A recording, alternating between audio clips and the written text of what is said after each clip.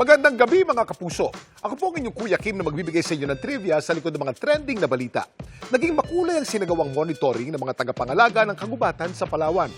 Namataan kasi nilang isa sa pinakamakulay at pinakamailap na species ng ibon sa isang isla.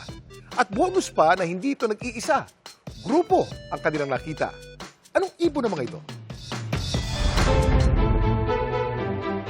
Habang nagsasagawa kamakailan ng biodiversity monitoring, ang mga kawani ng Community Environment and Natural Resources Office ng Brooks Point sa Ursula Island sa Batarasa, Palawan, ito ang kanilang naspatan. Isang itim na ibon na may makulay na pakpak. Nung lumapit po kami, biglang lumipad napunta doon sa isang puno na tinatawag namin na Malakalinag. Doon na po namin napansin na hindi lang po siya iisa. Meron pa po siyang mga kasama.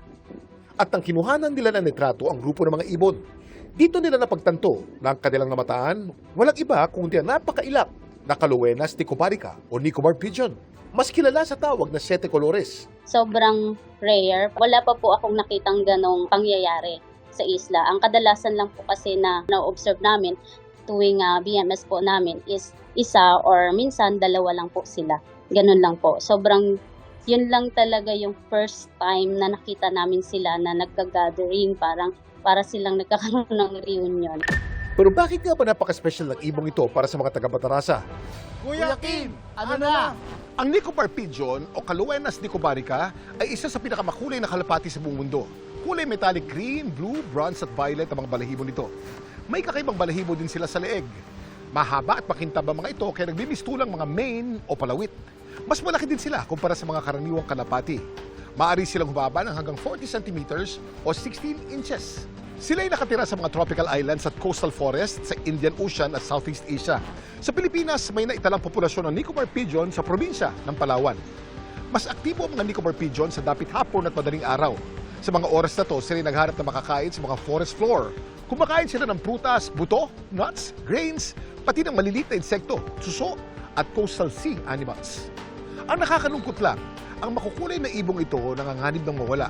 Nakalist po siya sa ating DAO 2019-09 as endangered species. Then, dito po sa amin sa Palawan, under PCSD Resolution number 15-521 po, siya ay listed as critically endangered din.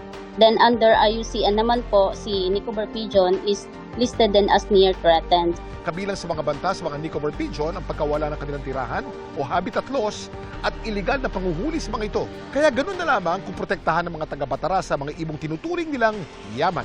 Dito po sa amin declared as flagship species po ng munisipyo ng Batarasa.